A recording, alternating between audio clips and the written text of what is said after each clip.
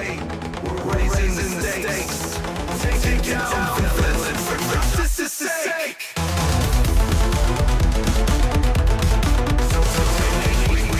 Don't miss the show.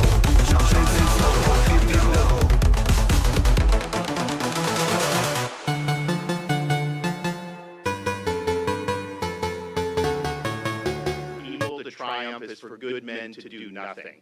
So you can sit there on your hands and act like you got to play the game, but that is why this is the least productive Florida House of Representatives in the modern history of the Florida Republican Party, even though we have on paper the biggest majority in the history of the Florida Republican Party. I have no problem. If they run and tell you that their platform is to undo our conservative reforms in higher education, you vote for them, you know, what am I going to do on that? I mean, disagree with it, but it is what it is. That wasn't what they ran on. They all ran saying they were going to support conservative policies. They all said they were going to help build off the success of our Florida First policies and the Florida model. And what they're doing now is the opposite of what they told him. But I will speak my mind and give you my opinion. The House will not be bullied.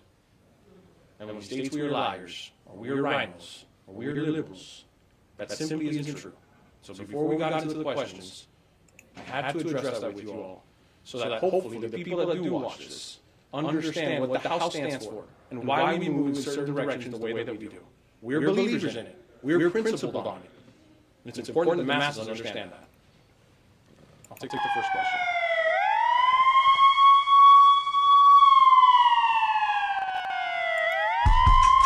Welcome to Unsanctioned.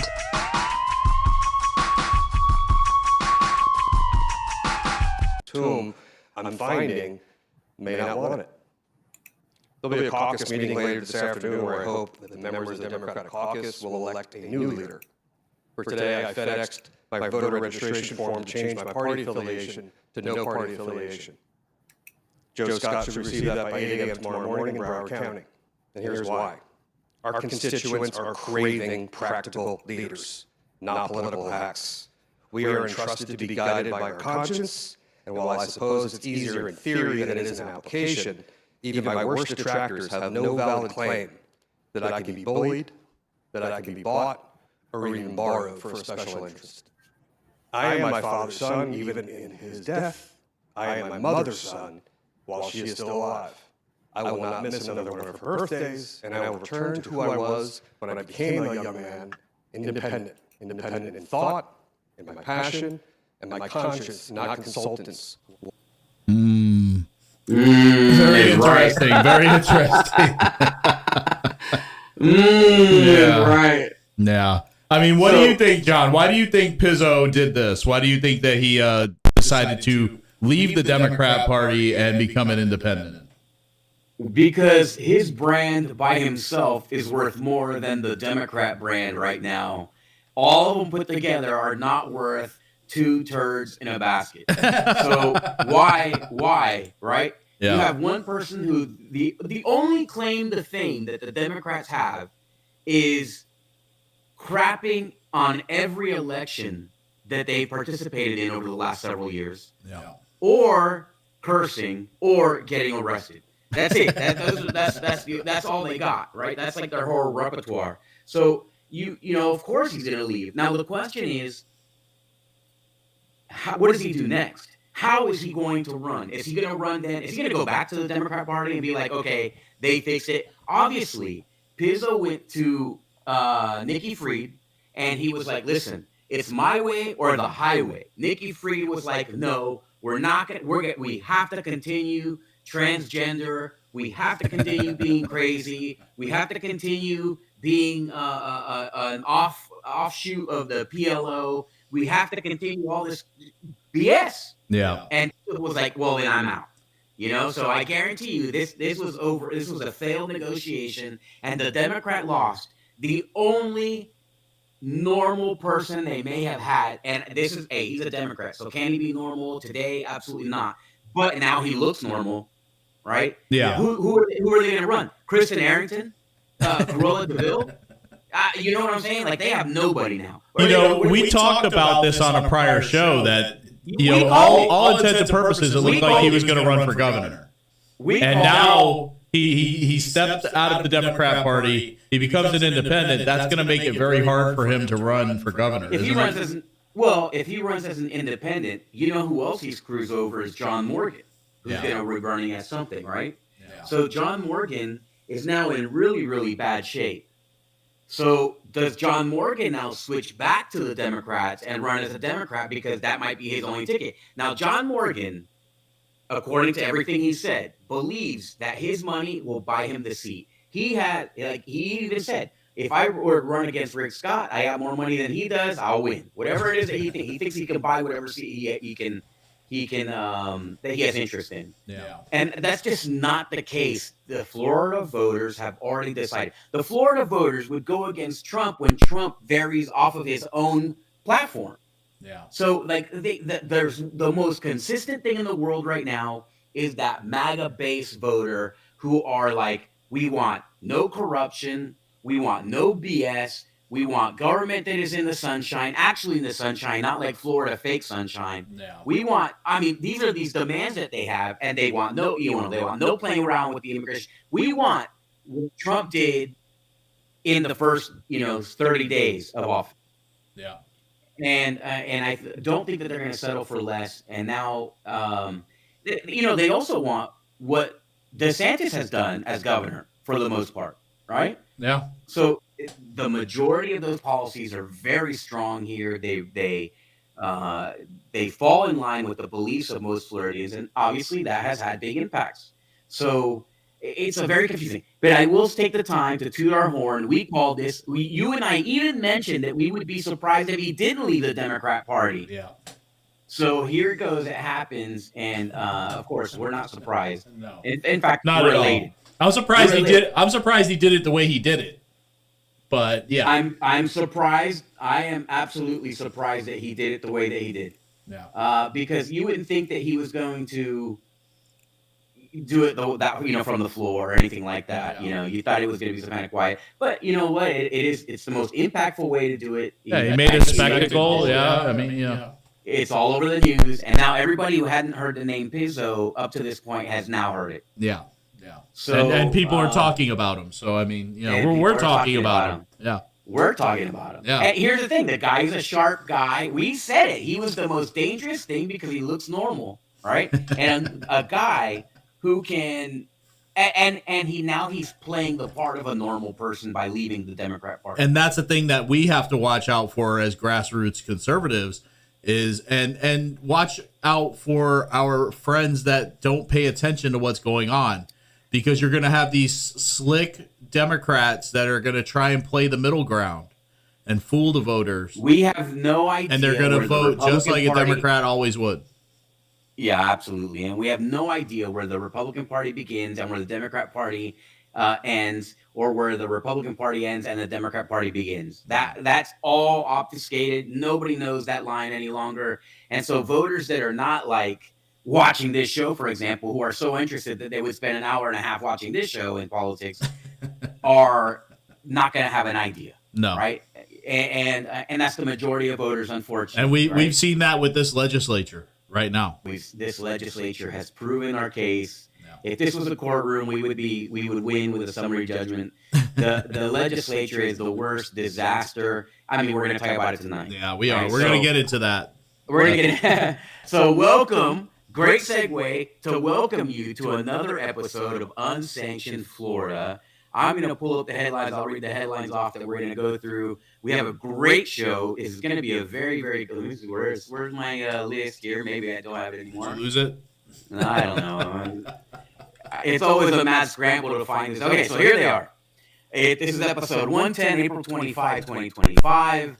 And so we're going to talk about DeSantis, which we just saw. We're going to talk about how the battle continues with Perez. The left loses their star. We just talked about that a little bit. Tallahassee crumbles under the weight of their own corruption. This is some shocking stuff that I don't think we've ever seen in this state. It's not out in the open the way that it is. charges for a Trump wannabe assassin. Teacher fired for, I don't know. I don't think we pushed that story out, didn't we? No. We'll mention it, but we'll mention it. So a teacher FAFO, recently. Big shake up in Manatee. Yep, a St. Pete pastor lights a candle for a gangbanger. I mean, what is the world coming to? Our local boy congressman begs for attention, and when I say begs, literally there is there's no place he wouldn't go for a little bit of a spotlight. Yeah, that's Firebrand, a county commissioner, one time. Oh wait, what did I do here? I think I have a. Oh no. I just noticed a whole bunch of typos in our headlines. Sorry about that. You guys will be able to get it. I am a professional typo. If you don't know John is famous for typos, so there you go. Yeah. But if anybody wants to volunteer to come write these headlines for me, feel free. Okay, so where are we here? One time MAGA darling loses her luster after cozying up to swamp creatures. I like that story. Yep. Anthony Sabatini, our county commissioner for Lake County, takes up the immigration fight. Andrew Bain appointed to the bench. Seminole takes fluoride out of their water. St. Cloud has new speed zones, which is riling up some residents. St. Cloud perp gets 10 plus 10. We'll talk about that one to end the show. Listen, welcome to this episode of Unsanctioned Florida. We love you. We appreciate you watching. Please like and share the show. On the set in the beginning, we already have a huge amount of people watching, so thank you for that. I really appreciate it. Let's, on behalf of myself, former school board member John Arguello, and my great friend over here, citizen Tom Lord, we appreciate you watching and being with us tonight. Absolutely. Let's say a quick prayer and get right to the show. Lord, wow. If nothing else, Florida is an extremely interesting place to watch politics unfurl. The people like Tom and I, the rare people who are watching politics like a sports event, could not be disappointed in this. At the end of the day, we know the goal is to have a world that follows your teachings and follows your expectations of us. And as long as we could do that, as long as we can move in your direction, get closer to you in our daily lives, and especially in the hearts of our leaders, we know that Florida will continue to be the best state in the country, and that this country will be the best country in the world, which it already is, but we know we have room to grow, Lord.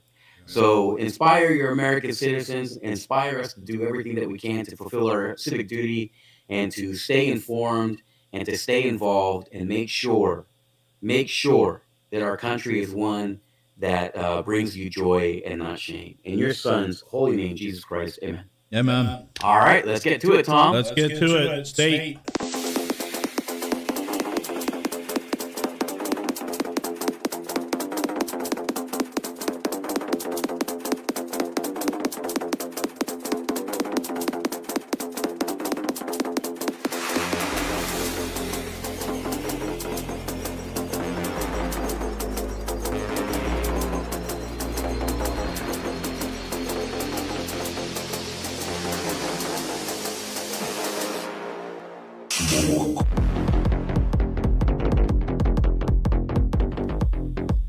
All right, John. So starting off the state of Florida, and what's going on in Tallahassee is just outrageous. It's completely crazy, and this story is going to definitely talk about all of the craziness that's going on up in Tallahassee right now. I mean, the headline itself really just speaks to what situation Tallahassee is in right now. It's a house of cards. It absolutely is. This is the wheels are off in the Florida Capitol, a poorly written episode of The West Wing. This is coming from the Floridian, and we'll go through this real quick, or as quickly as we can. The Florida Senate Democratic leader quit the party. The House Speaker blasted the Senate president. An ex-Republican may run for governor as a Democrat. The Attorney General accused a fellow GOP lawmaker of defamation. And the session won't end, at least not on time. Thursday, April 24th, marked a day of dysfunction not seen in modern memory in Florida's capital, according to 4 politicos who spoke to the Floridian. It's like a poorly written episode of The West Wing, said one Republican lobbyist, granted anonymity to speak freely. This is my 18th session, and I've never seen anything like this. Democrat Senator Chevron Jones agreed, writing never in a text message. Disturbed dissent, rebellion, and confusion sprinkled into what was supposed to be the penultimate week of the session left Republicans and Democrats alike scratching their heads and scrambling for cover. Thursday's chaos created by and within both parties is the result of building tension between Governor Ron DeSantis and House Republicans, never before seen in the 46th governor's tenure, and the shaky remains of Florida's Democratic Party, currently suffering over 1.2 million fewer registered voters than their Republican counterparts, attempting to rebuild their once formidable party on a fractured foundation. As the one-time Florida tourism slogan once declared, "Florida, it's different here," said Steve Shale, a Democrat political strategist, all of the day's political turmoil. So what happened? Thursday, the 54th day of the scheduled 60-day legislative session, started with an early morning scoop from Politico. Former Republican Congressman David Jolly, who's very close to launching a gubernatorial bid, changed his voter registration from no party affiliation to Democrat and launched a political committee. Jolly would be the first high-profile registered Democrat to jump into the gubernatorial race to replace Governor DeSantis. Hours later, the infighting began. A spokesperson for Attorney General James Othmeyer, a Republican, publicly accused GOP State Representative Alex Andrade of defamation, threatening legal action. This was a direct response to Andrade claiming Othmeyer committed fraud and money laundering, alleging that Othmeyer's anti-marijuana political committee accepted millions from First Lady Casey DeSantis' charity, Hope Florida, after it was funneled through two nonprofits. And we're going to talk about that later. Adding to the drama, the head of one of the nonprofits then made a bombshell allegation. Andrade pressured her to testify at his investigative hearing into Hope Florida, threatening to vote down her group's request for state money. Not to be outdone, Senate President Ben Albritton then announced that the House and the Senate would not reach a deal on the upcoming budget on time, meaning the session, scheduled to end May 2nd, will either be extended or picked up at a later date. Though he lauded House Speaker Danny Perez as a good partner, Perez had a different response. And we're going to play that video for you right now. We're just going to skip to this video real quick. Approached our budget conversations with the Senate in good faith, fully understanding that we would need to negotiate. This is a legislative process. It requires us to listen to one another and compromise, something all of you do every day in pursuit of your legislative goals. Today, the Senate President felt the need to go on his floor to publicly and unilaterally declare that in his opinion, our tax cut is a danger to the state budget. Respectfully, the real danger to the state budget is the habit of pathological overspending that is enshrined in the Senate's proposed budget. As long as the revenue pours into the state, we will continue to buy things that we don't need. Government agencies will never be expected to do their job because we can bail them out of their mistakes. I appreciate the President's talk of metrics and studies, but all of that is code for let's spend money now and worry about how to save it later. Consider how our budget negotiations have gone. Rather than trying to bridge the $4.4 billion gap between the House budget and the Senate budget, the Senate began their conversation by actually increasing their spending. As negotiations progressed, the Senate continued to offer spending greater than the budget that they passed off of their floor. We moved $1 billion towards them, and they refused to move one penny towards us. The Senate's expectation seems to be that the House should adopt the Senate budget with only slight modifications. That position is not only unacceptable, but it is patronizing. It is clear that we will not complete budget negotiations by the scheduled end of session. And you do not need to plan to be here this weekend. Despite my frustrations, I pledge to all of you that we will continue to show up and be ready to negotiate in good faith. But members, I also promise you this. We will not be moved by threats or time or ultimatums. I'm so proud of the work that all of you have put into constructing our budget. All right. Well, anyway, that's his response. A top Republican, granted anonymity to speak freely, told the Floridian, Danny Perez has lost the faith and confidence of everyone in the process. If there was a secret vote right now to replace the speaker, he would lose. Another source said, I've never seen anything like this. Perez is the worst speaker I've ever seen. That was the Republicans. And, of course, we showed this video at the top of the show.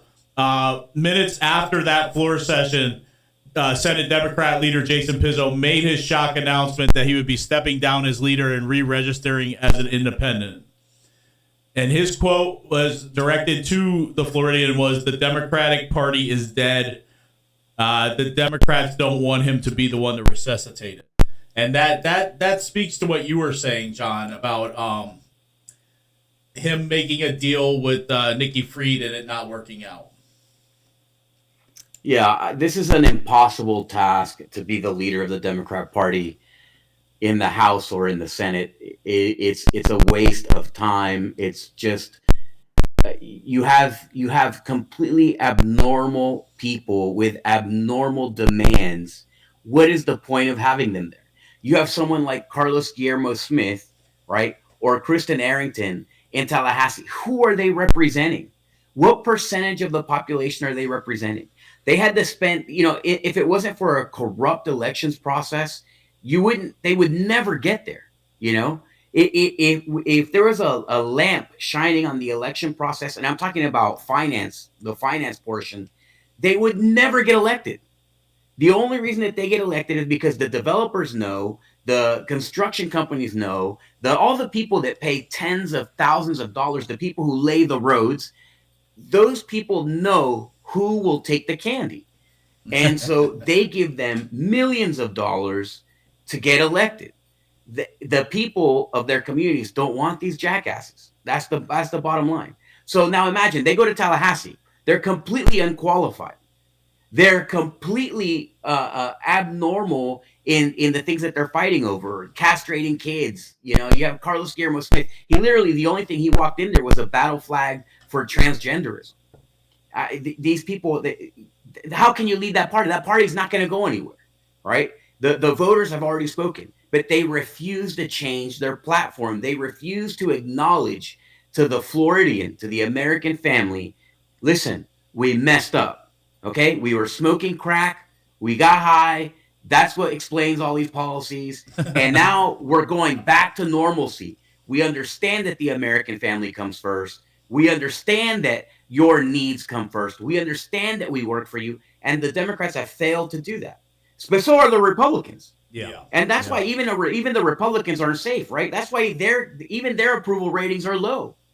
The House's approval ratings are super low. Why? Because even they don't have the sufficient respect for the situation, not just for the voter, but for the situation, which is very precarious for them. It's possible that none of these people would win an election in honest circumstances. So it's a really tough situation. He tried to make a deal. Obviously, it didn't go through. Danny Perez, Pizzo, I'm talking about. Danny Perez tried to make a deal too. Now, Danny Perez was the darling of lobbyists. Here's a young, Hispanic, South Florida Republican. This guy's going to go places, right? He's going places. And then he ends up really crapping in public. Yeah. He held hands with Ben Albritton. They decided they were going to do all this stuff that absolutely were no-goes with the American people and with Floridians. They tried to push through BS immigration. Now, these are people who supported Trump to some degree, and Trump, like one of the biggest things with Trump is loyalty. So he would, in reverse, he provided them with an umbrella, a shield from the public, right? Because he endorsed them, and he let them know that he's with them. But the idea, the Floridians don't care, right? Not even Trump can protect them from themselves. No. So this is all boiling over. It's all boiling over. They're and that's why our headline is that they're imploding under the weight of their own corruption, their own conflicts of interest. We know now. We know the shady people like all these dirty lobbyists, like that dirty lobbyist from the West Coast and on the East Coast. There's another guy who's on. You can see him on. We're going to talk about Aaron Huntley tonight. See him in the report. It says things. Now they're starting to know. And then the FRA comes out. And then the Republicans start attacking the FRA and Republican organizations because they're starting the primary and put people in who are honest as opposed to these corrupt people. It's a disaster. Yeah. And we're sick of it. The Floridian is sick of it. We don't want to see it. We don't care. Maybe we would. Well, okay. So John Morgan is never going to get elected. Okay. John Morgan is never going to get elected. It's, which people said about Trump. Don't get me wrong. That's what they said about Trump, right? Trump was never going to be elected, and then he became president twice. But I seriously doubt that John Morgan will ever be governor of the state as much as he wants. And because we want something specific, and we want people who are going to speak to those things. And it's basically put the American family first. John Morgan, we don't want weed first. Weed can't be our number one priority. No. Okay. The American family comes first. And if you can't put the American family first, then forget it. And the policies that are in Tallahassee are lobbyists first. And as long as we have that, people are not going to be happy. It's going to be very hard to be a politician in Florida in the modern day and age. I'll tell you this, John. This war of the elephants has exploded beyond just the FRA versus the RPOF. You have Danny Perez, and I agree with what that anonymous lobbyist said. Danny Perez is the worst House Speaker ever. He started a fight with the governor right from the get-go. And got tore up. Yep. He tried to side with the Senate president, and this was all over that immigration policy. Now he's starting a fight with the Senate president over the budget, and now things are not getting done up there. But a lot of the things that are getting done, you see Democrats and Republicans all voting unanimously, and you see, there's a couple people that sit out, they missed the vote. But a lot of these votes that are coming back on some of these bills, you can see them. It's Democrats and Republicans voting together in the House. So, when the governor says that, they're very liberal there in the House. I mean, what does it tell you that it's so quiet? Yeah. What does it tell you that it's so quiet? This is the most liberal Republican supermajority that has ever existed. This is an ultra supermajority. Okay? You have people leaving the party, switching parties and coming over. You have more than, you have a handful of Democrats who have switched parties during session. Yeah.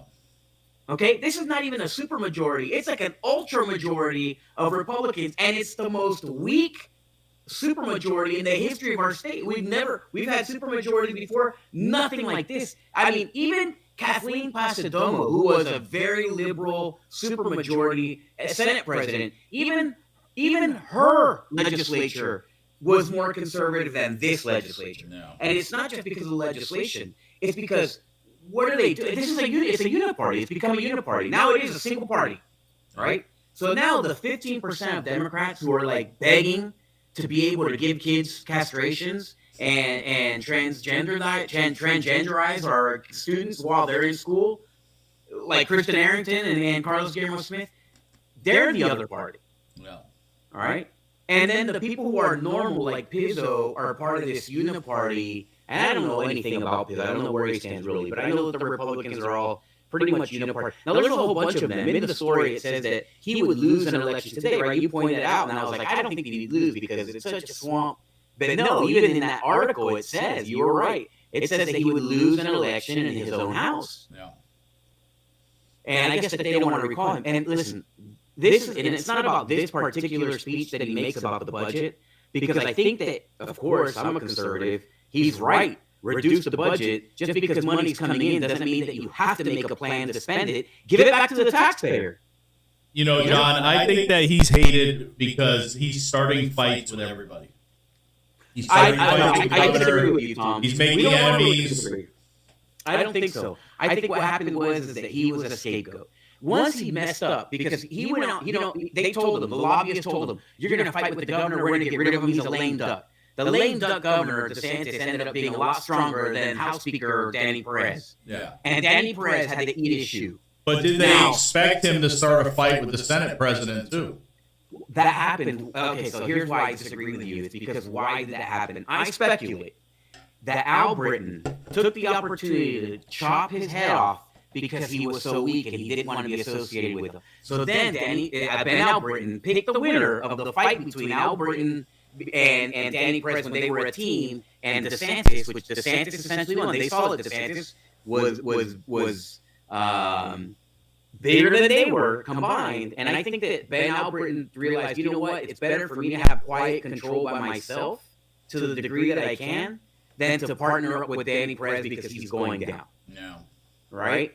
So I think that he got abandoned by Ben Al Britton. He didn't start a fight with Ben Al Britton. He got abandoned by Al Britton. And Al Britton, Danny Perez tried to do the right thing. He tried to tighten the bootstraps on this budget, right? And Ben Al Britton was like, what are you doing? That's our money. Yeah. You know? That's our money. I don't know if you know this or not, but we're politicians. All that money comes back to us and our friends. Right. We want that money. We're not going to cut out $1 billion. We're not going to cut out $2 billion out of our budget because that comes back to me in one way or another, either in political contributions or some other way. Who knows? No. Right? It definitely comes back to the lobbyists who are writing the budget. No. So I think that he got castrated, and once he got castrated, he was no use to anybody. Yeah. And so now he's a scapegoat for everything. Everything that goes wrong is going to be Danny Perez's fault. So, he was too young for it. It was obvious he wasn't the guy. And I know one of the people that pushed him to get the speakership and that was fighting for him. And believe me, this guy's only out for him. He doesn't give a damn about Danny Perez. He says that Danny Perez is his nephew. He's like a nephew for him. He's like his godfather or whatever. No, he's not. You just want your own thing out of this. You know, you don't care about him because he's getting smashed now to smithereens. But there is hope for him because Republicans like him and Alex Andrade are going after the governor hard, John, and they're going after him over Hope, Florida. And some of the lawmakers are saying that some mistakes were made with Hope, Florida. We have this story over here. Talk about it. And let me get let me preface this. I think that a very, very funny story, but Andrade, okay, is a corrupt, dark money god of a leader. Anything that comes out of his mouth, I would not trust. He is a dark money protector. An advocate. He's an advocate for dark money. Believe me, there's zero honor in this guy. And anything that he says, you should just discount right away. I completely agree with that. But this is what they're saying. The Florida charity created by Governor DeSantis' administration didn't keep meeting minutes, had no budget or bylaws, didn't file its tax returns, and asked few questions before steering $10 million to two dark money groups. The board's chairperson told a House today. The Hope Florida Foundation, created to support First Lady Casey DeSantis' top initiative, doesn't seem to have obeyed any of the requirements in state law governing its ethics, oversight, or governance, lawmakers found. And they're asking me for a subscription for this story. But anyway, this didn't happen the first time, but this is the way newspapers roll, I guess. And I haven't been on this newspaper. Anyway, that's the story there, John. And this is what they're going after the governor. As far as goes, and you know what? They did get the governor here. They did get him. Yeah, they got him. They got him. He made a mistake, and they got they brought in Meyer, and they brought in. And essentially, this was a move that they knew was happening. But here's the thing: why are you bringing this out now that you're on the outs with the governor? So you were allowing this to happen. You knew that this was going on the whole time, and you didn't open your mouth. Yeah. And then the second you're not friends with the governor, then you're going to come out with it. Listen, the governor should pay whatever price. His wife should pay whatever price they did for whatever they did wrong. No big deal, right? Nobody's going to argue to protect that. I'm certainly not going to. I think that 90% of nonprofit corporations in Florida operate this way. It's funny that the governor or an extension of the governor, would allow themselves to operate this way. But at the same time, you had all of these state agencies that do this and nobody said anything until now. You're a bunch of cowards and you're unethical and you have zero integrity. If the only time that you're going to bring something like this up is when you have something to gain personally by destroying somebody else, you're a piece of crap. And most of the people in the legislature, I say most, okay, a majority, they just have zero integrity. So you were fine with the Floridian family being deceived by this information when you were in cahoots with the governor, right? No, okay, whatever. let me change the subject for a second, really quick, to the video, which I forgot to mention, the video that DeSantis had, because it sounds like I'm protecting the governor, and really I'm not.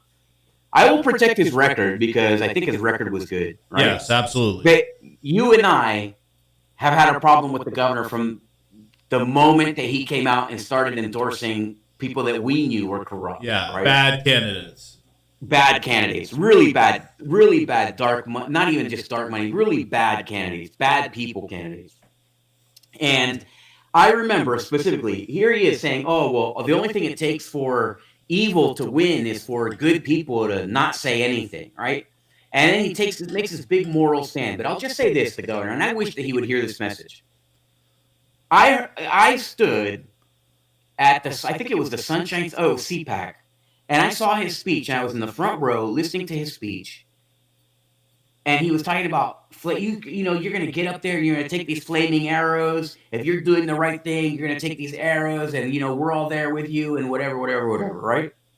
I believed him, and I was like, you know what, man, with a governor like this, I'm going to do everything I can as a school board member. I'm going to go fight like hell because this guy's got my back, right? And I know that the Floridians have my back. So I get out there. I'm fighting in the trenches every day, and I'm, outmanned, outgunned. And then this governor, who's talking about what he was talking about in this video about being silent, I'm screaming, begging for help from the governor to help me in the corrupt situation that was going on in Florida. And what did he do? He ended up endorsing the corrupt people in Osceola County. Yep. So, I was like, man, this guy's full of crap. I just can't, it's hard to pull punches when it comes to that. I don't know. Okay, so Danny Perez seems like he's not seasoned enough to be Speaker of the House. He seems like he's way out of his element. He seems like he doesn't belong there. But then the government seems like a hypocrite. There's no way to go right with the Republican. And look at the two people who are leading the party itself, Evan Power and Bill Helmick. They're drinking buddies, right? According to reports. These guys are not stellar examples of leadership. They can't even make up a strong chin between the two of them, much less come up with a policy that is going to bring Florida to a good place. I'm talking about a platform. And the only thing that these two snakes at the head of the Florida, GOP know is how to consolidate power and how to use lobbyist money to succeed and survive. Yep. And it's by wearing knee pads, in my estimation. But it's just sickening. So I don't know. This house of cards is what repulses people about politics. Yeah, I couldn't agree more. And you never forget some of the things that happened during the presidential campaign, like the governor calling all of us listless vessels. Some of the things he said and did. I've never, like you said, John, we've never been completely happy with the governor, especially when he started endorsing people like Fred Hawkins and others. But when he's right, he's right. When he's wrong. And we're going to call it out every time. And that's what we've done, right? Like we just said, you know what? We support his conservative leadership. And we're going to stand, we're going to tell the truth about him. But we might be the only people that do, because everybody else is either blowing smoke and they want something for themselves, and they're going to be, strictly with DeSantis the whole time, and no matter what. And the only person who's really earned that kind of loyalty is Donald Trump. Because look at the lashes that he takes. He does the right thing even when it really costs him, and then he sticks to it. That's real leadership. But if you're talking about, quiet men allow evil to be victorious, well, come on, DeSantis. That's kind of what you've done. You've done that. So now it sounds like hypocrisy, not like leadership or inspirational. Yeah. All right. Well, let's take a look at. Sorry, I was fixing something. Thank you, Julia. Did I lose you? No. Did you? Can you hear me? Oh, I lost your sound. Hold on. I don't hear you. Are you there now? You hear me? There you are. Yep. Okay. Sorry, I'm trying to fix something. Someone alerted me to something. Uh-oh. Yeah. Anyway. Have you been silent the whole time? No. Just sound. Is there an echo? Yeah, a little one, I guess. But it's always when we're trying something new. So yeah. Anyway, let's move on. Some good news. Some good news. James Uthmeyer is charging Ryan Ralph, the guy who tried to assassinate President Trump. And here he is. I'm Attorney General James Uthmeyer. On September 15, 2024, Ryan Ralph attempted to assassinate then presidential candidate Donald J. Trump at the Trump International Golf Club in West. Shortly after the assassination attempt, Governor DeSantis signed an executive order directing the Office of Attorney General to work with our law enforcement partners and investigate Mr. Ralph. After 206 days of stonewalling by the federal government that's from the day Biden administration, I'm able to now announce that my office is charging Mr. Ralph for the attempted President terrorism. My law enforcement partners were executing Biden's term. Biden and his Attorney General sought to frustrate our efforts and block our investigation into the man who crossed into this state and attempted to commit political violence against a Florida resident. Thank God he was unsuccessful, and thank God we have Donald Trump as president again. The leadership of U.S. Attorney General Pam Bondi and FBI Director Kash Patel was instrumental in preserving Florida's sovereign authority to do what is right and bring justice where it is due. We now have a federal government willing to work together to pursue justice. Attempting to take the life of a former president and a leading presidential candidate isn't just an attack on one man. This was a political attack against our Republican form of government and our shared American values. We cannot allow justice to be delayed or denied. And thanks to the President, our U.S. Attorney General, and the FBI Director, we are moving forward in our pursuit. Our statewide prosecutors will work to hold this evil man accountable and keep Florida safe, strong, and free. Awesome. Yeah, a lot of people are trying to attack Uthmeyer because he was the chief of staff for DeSantis, and he's a DeSantis loyalist apparently. But he's done a really good job as AG, in my opinion. He came out very strong, very conservative ideals, very conservative actions that he was taking. I mean, I like him as AG. Yeah, absolutely. All right. So, sorry. And as far as this, I mean, this seems like so obvious. I mean, is it? We have a. Well, the question is, John, why hasn't the federal government charged? Why hasn't the federal government obviously, I think Biden wanted to give him a pardon. I mean, I don't get it. Yeah. Hopefully, he ends up in CCAT. Well, yeah, that would be great. I would love to see that guy in CCAT. That would be unbelievable. He would not last 24 hours in CCAT. Let him try. He'd become some dude's girlfriend. All right, John. So this next story, like Maxwell Frost. That's why he's there. So this next story, John, and this plays into the War of the Elephants that we've been talking about over and over and over again for a long time now. It seems like a year at this point. Now it's exploded, like we talked about. It's between the legislature and the governor, the Senate and the House. But this is more close to home. This is more of what we were talking about in the beginning. So yes, they're removing people down in Manatee County We kind of knew about this, but the news media is catching up. Here it is. Well, they removed them. Yeah, they removed them. Yeah. Well, Keith, they say there were several complaints, you may remember, against the previous Manatee County Republican Executive Committee, which led to their suspension. Now, since then, the state party has implemented a reorganization plan for Manatee County. Republican voters in Manatee County elected Trent Wayman as state committeeman during the August primary to serve as their voice in the Florida GOP. Jacqueline Heisey also won her election for state committeewoman. Months later, they were removed from office. They never gave us any due process. There was no hearing for us. State Republican Chair Evan Powers sent this letter stating they were removed from office after a recommendation by Florida GOP's Grievance Committee.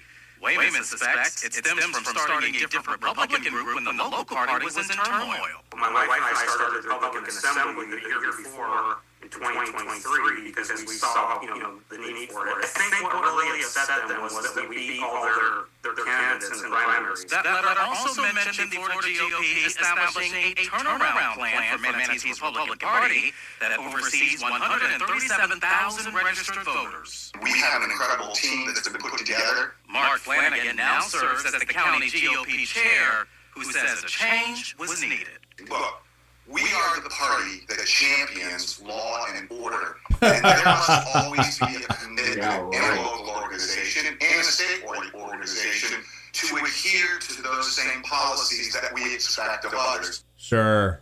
Now, keep in mind, positions like chair, vice chair, secretary, and treasurer for county political parties are usually selected during meetings, and to be a state committee woman or man is elected by voters in that party during the primary. What about the person who was removed from office? This gentleman, will he stay with the Manatee Republican Party? What's next? Yeah, I asked him that question. He told me he's not allowed to. He agrees that change was needed for the local party, but he does not agree that the two people elected by voters should have been removed. So now he says he is starting a new political party called the America First Party.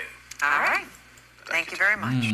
I didn't know that he was starting the America First Party. We both know Trent Wayman and what's going on there. So very interesting. This is a shame. This is the leadership of the Florida GOP is horrendous. These two guys are morons.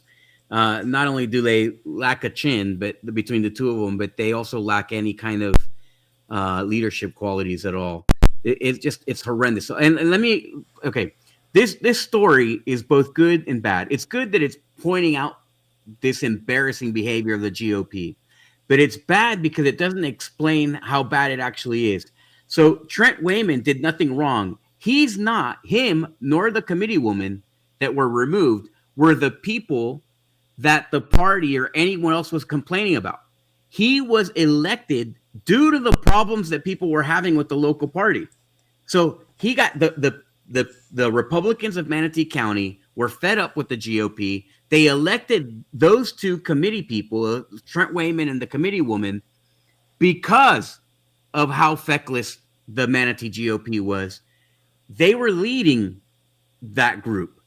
So they were elected to that group as a result. They were the answer by the voters to the problems at that local GOP.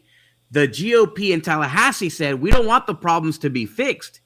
So what we're going to do is use the excuse that party is messed up there, that local party is messed up, and we're going to remove Trent Wayman and the committee woman, the state committee woman, from the party because we don't want change. We want status quo.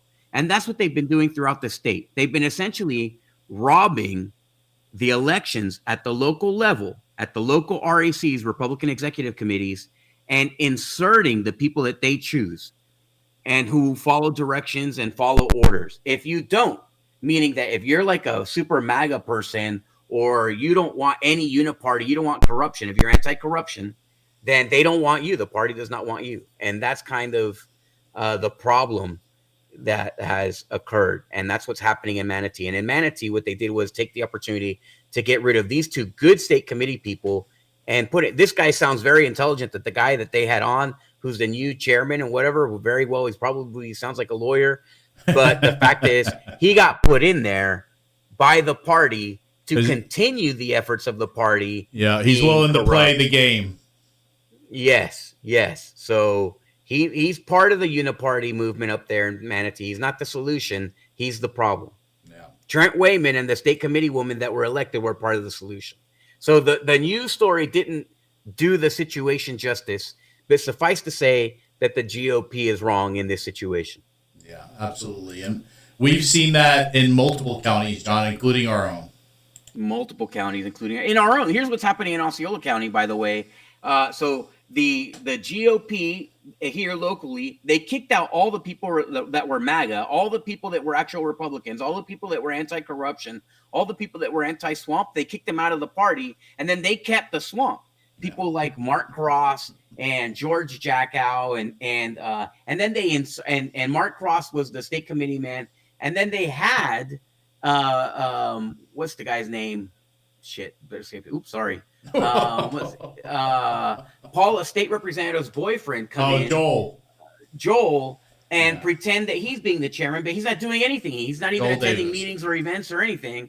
And doesn't have anything to do with it. They just used his name so that he can control the party. And then Mark Cross's the emails that you get on behalf of Joel Davis are coming from Mark Cross's email.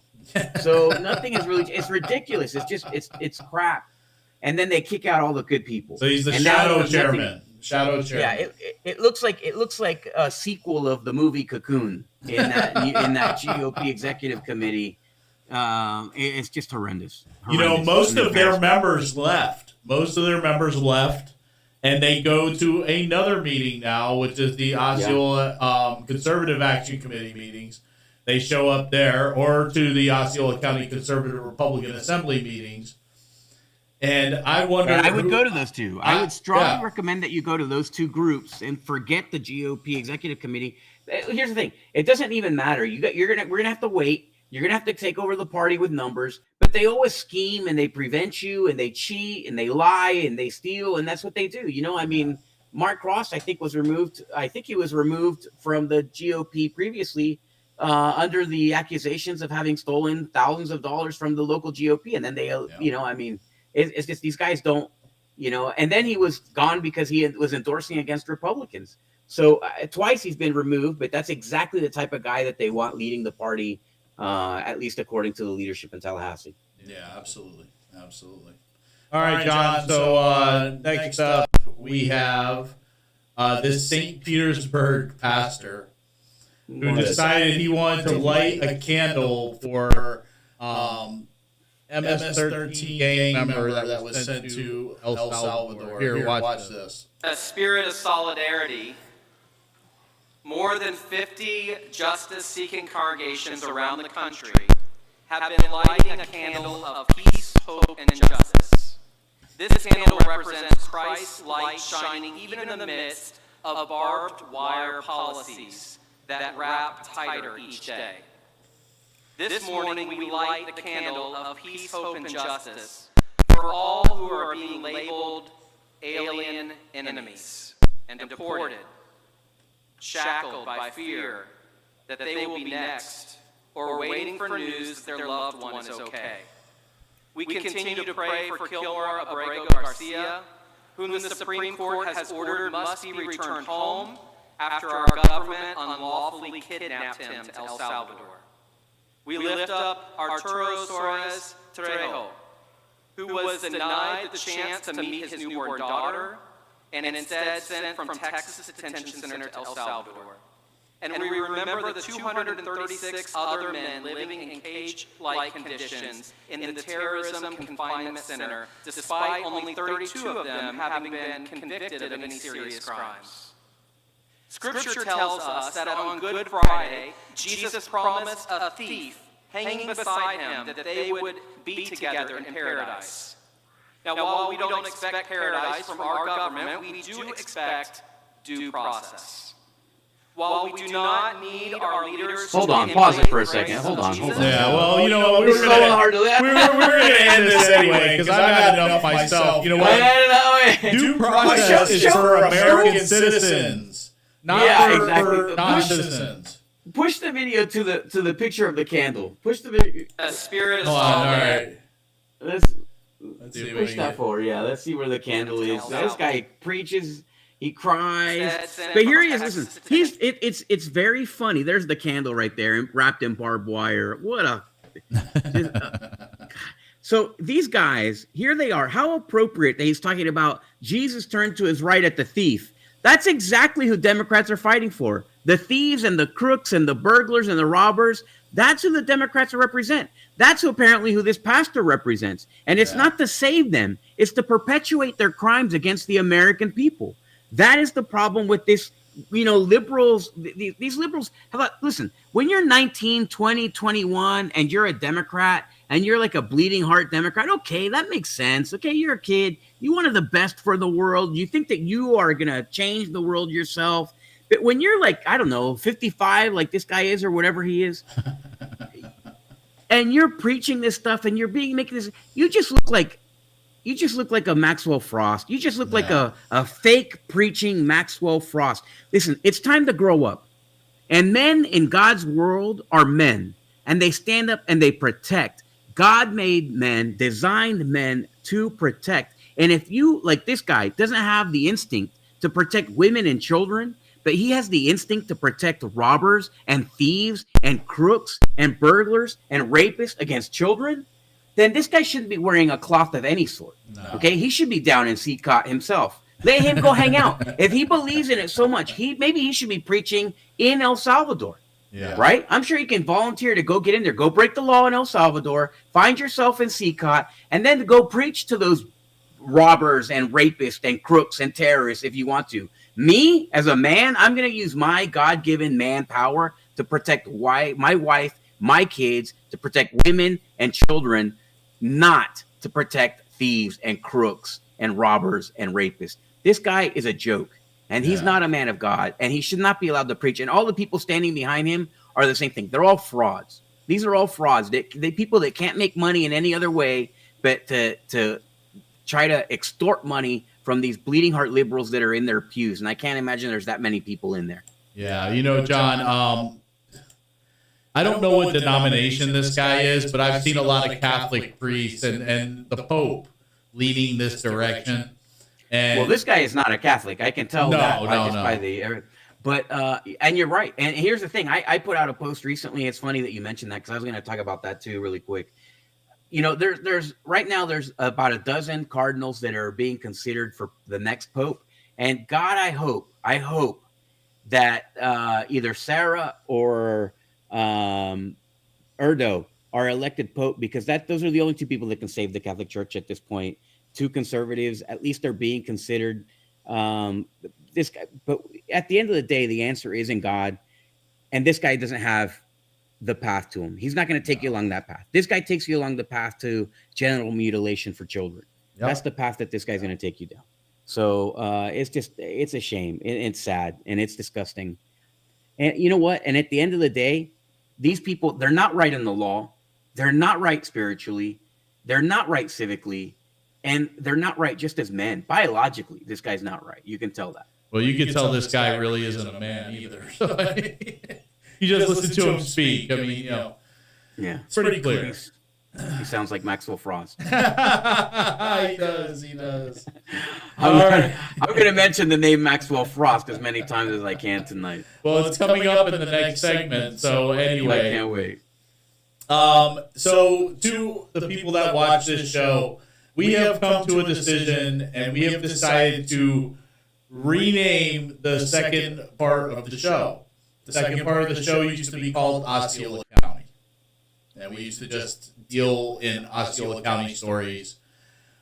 But there is so much news that happens in Central Florida that we had to change it to Central Florida. So now this next segment of the show is Central Florida.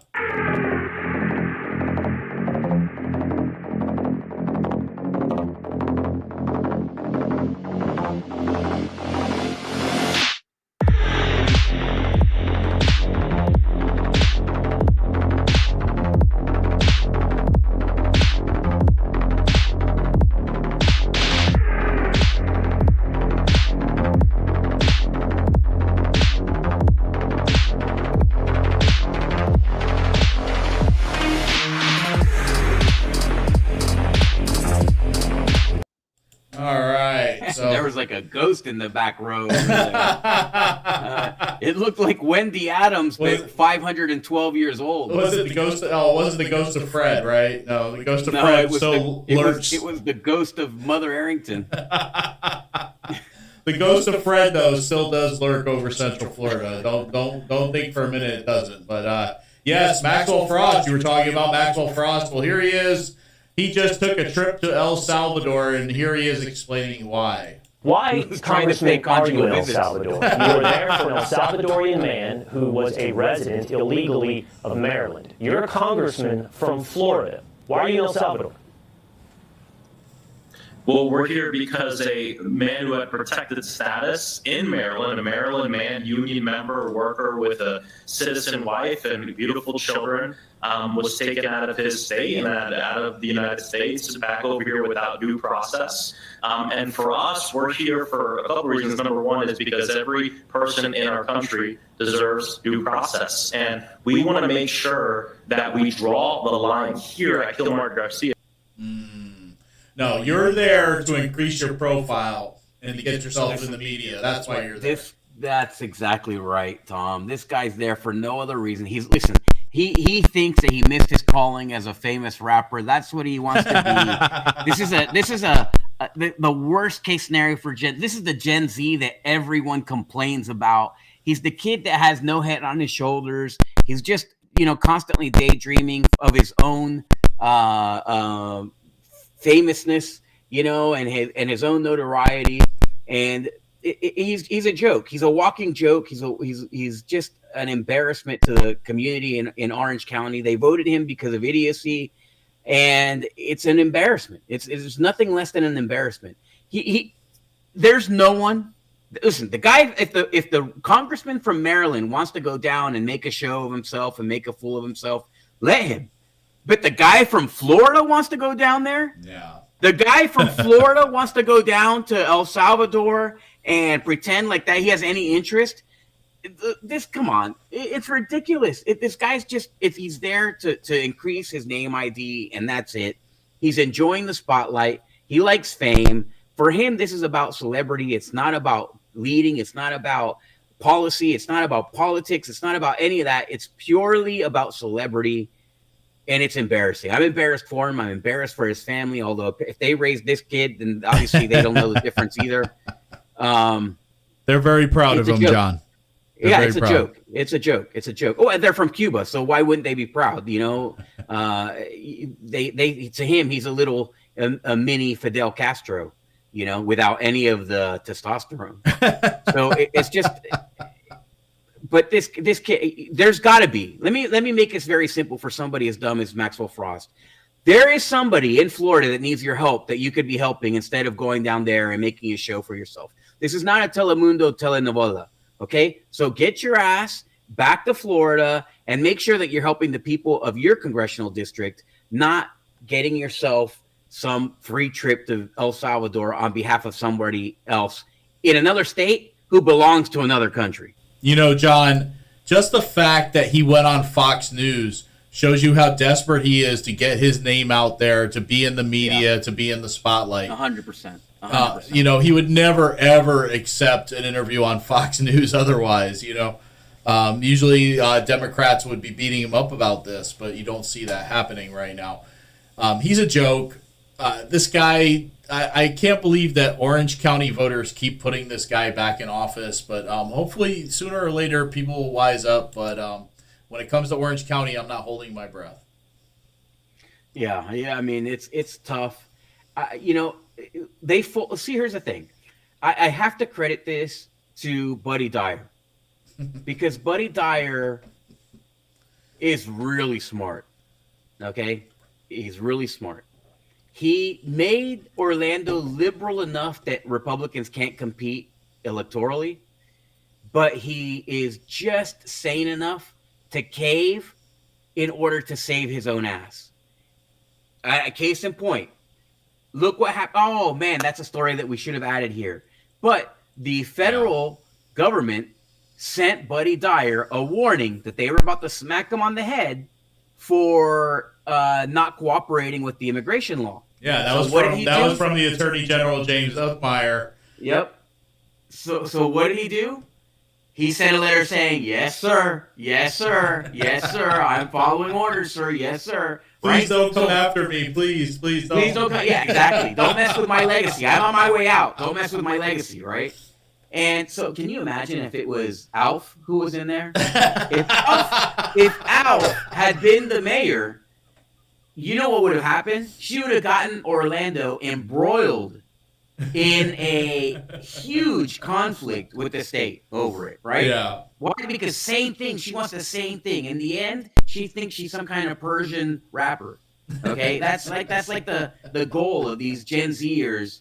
You know, she wants to put another notch on her fanny pack, and that's what it is. That's all it's about. Yeah. So it's just. But anyways, Buddy Dyer did the right thing. Of course, he caved the way that he was supposed to. He knew he was going to get beat up over that, and he didn't want to get beat up while he's got one foot out of the door. But that's what all this is about, and he just knows just when to move out. Well, we got an interesting comment from one of our viewers, Jose Castillo, friend of both of ours. He said Frost went to El Salvador so he can fundraise off of it. They have a lot of foreign Act Blue money that needs to be allocated to a cause and a candidate. Oh, that's right. In fact, Maxwell Frost is embroiled in a lawsuit over his fundraising. Yeah. So, I mean, wouldn't it be funny to see him in CCOT? I think he should stay there in El Salvador. He would definitely end up somebody's bitch there. So, I mean, but he would enjoy that. That would be no change for him. That would be no change whatsoever for him. Yeah. All right, his status would remain the same. Speaking of never mind. I'm not going to say that. Yeah. Watch out. Hey, thank you, Jose, for watching. Yeah, absolutely. Thank you, Julia, for watching. A scathing new article just came out on Aaron Huntley. Ooh, this is going to be we're going to catch flack. I'm going to get a lot of calls and texts over what we're going to say about this. Yeah. And I have a lot of friends that are friends with Aaron. And I know Aaron. And I know her. I think I knew her even before I met her. But let's go to the story and then we'll I would just say this to anybody that's going to give any flack about this. Everything in this story is a fact. Some of the things that they talk about in this story I've seen and people I know have seen firsthand. So, and I'll mention those when we get to it. Right. But yes, shady connections, Aaron Huntley, GOP operatives, and PAC finances under scrutiny. So yes, there she is. She is running for District 45, correct? Yeah. Yep. District Florida House District 45. So this is from Jacob Engels, and I know that a lot of people feel a certain type of way about Jacob Engels, but you know what? What the things he's putting out here are correct. So anyway, let's go to it. New information about Aaron Huntley, chair of the Orange County Republican Executive Committee and a candidate for Florida House District 45, has raised concerns about her financial dealings and relationships with prominent Republicans. Ramba Consulting, a major political lobbying firm representing influential insurance companies, is central to these issues. Huntley's campaign received significant funding from Florida GOP officers and professional lobbyist Evan Power, who is not only the chair of the Florida GOP, but also a partner at Ramba Consulting.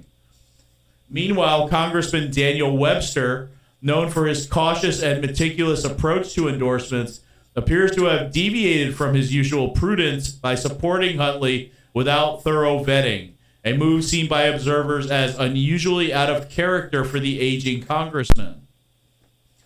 Particularly concerning is Huntley's apparent relationship with Bill Helmick, Florida GOP executive director, lobbyist, and longtime best friend and drinking buddy of Evan Power, as noted by multiple legislative observers at the recent RNC convention in Milwaukee. Eyewitnesses described their interactions as eyebrow-raising, stating they were all over each other at after-parties and events, with Huntley reportedly leveraging her charm and gender to curry favor among powerful political figures. This raises ethical concerns about potential undue influence and questions surrounding the integrity of her campaign. Further deepening these ethical concerns is Huntley's direct involvement in Representative Carolina Amisty's loss, effectively clearing the way for Huntley's own run. Observers now characterize this as a clear quid pro quo for Huntley's decision not to field a Republican challenger against Democrat Carlos Guillermo Smith. Notably, Smith, who has coincidentally attended Spanish River High School with Huntley, was the only Democrat to run without opposition, raising additional concerns. Huntley and Smith are reported to be close, having known each other since childhood, and are frequently seen embracing warmly when they greet. Their personal bond further fuels concerns about whether political favors may have influenced electoral outcomes. Compounding these issues, Huntley maintains financial ties to entities closely linked to Florida's insurance industry, an industry known for aggressive lobbying efforts. Her husband, a former youth pastor, is now the managing partner of Bass Industries, an insurance firm, further entwining Huntley's inner circle with insurance interests. These connections, notably through her association with Ramba Consulting and related PACs, have led watchdogs and observers to question whether special interests could unduly influence her policy decisions should she gain office. These same lobbyists are already preparing to defend their clients' interest in the upcoming legislative session, signaling a coordinated effort to shape policy in their favor. Critics argue that the convergence of these personal relationships, political connections, and financial interests could compromise her decision-making abilities, potentially placing special interests ahead of the voters' needs. Given these revelations, concerned Republican voters and transparency advocates are calling for increased scrutiny into Huntley's campaign finances and her broader network of relationships. As further details continue to emerge, the public deserves clear answers to these pressing questions to ensure integrity and transparency remain paramount in our political process. There were some things in this, John, that I didn't know about. For instance, her relationship with Carlos Guillermo Smith. I had no idea that she's known him since childhood. I had no idea that she was friends with Carlos. But it makes sense. It makes sense that people who were so hell-bent on finding people to run against everyone, they didn't even bother. And I raised it to Erin Huntley, and she shot me down. I had a conversation with Erin Huntley myself, and I was like, hey, we should try this and this and this. And she shot me down. She was completely uninterested. I mean, I don't know about the personal stuff with her and Bill Helmick. I think that that's gross. I think that they're both married. They are, and anyways. He's a first-rate scumbag anyway, John. And this is a guy who tried to get into it with me on X. And when he couldn't stand the heat when I was replying to him, he decided to block me. And then he started to attack me from an alt account. Yeah. So I blocked the alt account. But, you know, he's a scumbag. Yeah, he is. They both are. I mean, they both are. They look like dirtbags. They act like dirtbags. You know, you could plant flowers in them for sure. Yeah. The Erin Huntley is. Here's the thing. She was a darling of the MAGA people in Central Florida. Everybody thought, wow, she's great. You know, she's going to do good. She's professional. She's composed. You know, she's going to do a great job. And she came from the FRA, so she's definitely got MAGA credentials and conservative credentials. Then she gets there. And, man, I complain. Listen, I had arguments with people in the Orange GOP, and I said, you know what? I'm telling you, something doesn't feel right about Erin Huntley. Something does not feel right. And I'll tell you what they are, because I said them to her. I was hard with her. I was like, hey, listen, you know, blah, blah, blah. I was fighting with her. She rebuffed me on my own race too, right? And some people are going to say, oh, well, you're just mad that she didn't support you. But she didn't just support me. She went out of her way to sink me, right? And I'll explain. Yeah. But not just me. Here's the real catch for me. She went out of the way, in my opinion, to sink her own friend at the orders at behest of the GOP in Tallahassee, Scotty Moore. And I'll tell you why this happened. Tell you what I thought. So, and I've said this to people, so everybody's going to know that I have said this I've mentioned it in public. I mentioned it to the people involved. Scotty Moore, people loved. People do love. People love Scotty Moore. Scotty Moore is a good man. He's a good family man. He's a good Christian. He's just a good man. This is a man who is solid. He's also very conservative. Good guy, very conservative, fair, works hard, young guy, energetic guy, fantastic candidate. So Scotty Moore runs. He's running for state house against Erica Booth, right? What does the GOP do? Instead of coming up with a plan to win the general election, they essentially come up with a plan to win the primary and beat Scotty Moore, win the primary for Erica Booth. Yeah. That's what they did. So what did they do? They attacked Scotty like crazy. They pushed for her. They had the GOP make calls. Now, the GOP, they can make whatever argument they want to. I don't even think that most of the people that were making calls understood what was going on, right? But anyways, they had the GOP making calls to get people who have never voted in a primary to go vote in the primary. Now, why would this be bad, right? You would want that to happen normally, right? Well, what were they doing at the same time? Concurrently with making those phone calls, they were spending millions of dollars for Erica Booth on television. So all the low information voters who are watching TV come out to impact the race in a primary, which is mostly informed voters. So mostly it's the informed voters who are voting in the primary. But now you add another 2,000, 3,000 people, right, who have never voted in the primary for it. They don't even know who to vote for. They're just being told, oh, the election is this day. The election, you got to come out. The election's this day. They come out. They don't know who they're going to vote for. Who do I vote for? I don't know these people. Oh, but I did see this woman on TV and she looks great, because they said she's a MAGA conservative, even though she's an anti-MAGA idiot. Okay, well, I'm going to vote for her anyways. So they voted for Erica Booth. Yep. The GOP in Orange County did that. Now, I 99% of the people involved, innocent of the issue, innocent to what was happening. I expressed my concerns to Erin, shot me down. She didn't want to hear it. She reacted detestably to it. Then I told Scotty Moore, I told everybody, I was like, man, they shouldn't be calling. They shouldn't be calling. They shouldn't be doing this. This is going to ruin the primary. What ended up happening? They ended up sending a rhino, okay? A super pro-MAGA GOP in Orange County sent a rhino to Tallahassee. Yeah. Okay, she's the one that drove that. She drove that home. I believe it was under the orders of the GOP. Now, here's what else. When I was talking to her, right, I asked her for an endorsement and whatever, and they can do that. Parties can endorse candidates. You got to get 60% of the vote. Now, if Jose Martinez and I went to Orange County and we both made a speech and we both talked to the people there, and then they held a vote which required 60% of the people who were in the room at the time, who would have won that vote? I would have won that vote hands down. Hands down. Because I'm not like some guy who appears out of nowhere, right? And just decides I'm going to run because I got money, right? And I'm going to come here. I don't speak English, but I'm going to go run for politics. Okay, so I have been building relationships with these people, and I've been fighting for the conservative cause for years, okay? So, I would have won that vote, but they refused to allow me to ask for the vote.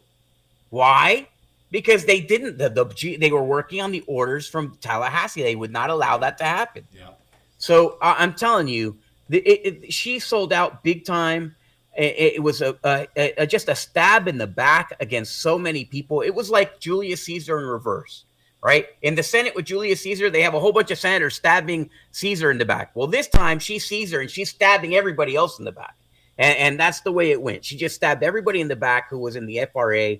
She sold out to Evan Power and to the lobbyists. And I think that took a lot of people by surprise. There's so much evidence that says that she sold out. Yeah, absolutely. She could be either the worst, the most composed, but the worst Orange County GOP. And I had friends tell me, no, she would never do that. She would never do that. She wouldn't do that. She didn't do that on purpose. Believe me. Another thing that she did, when we went to the Lincoln Day dinner, right? They announced I think I mentioned this on the show before, but they announced all the elected officials. What elected official did they leave off? Me, right? So they left me off.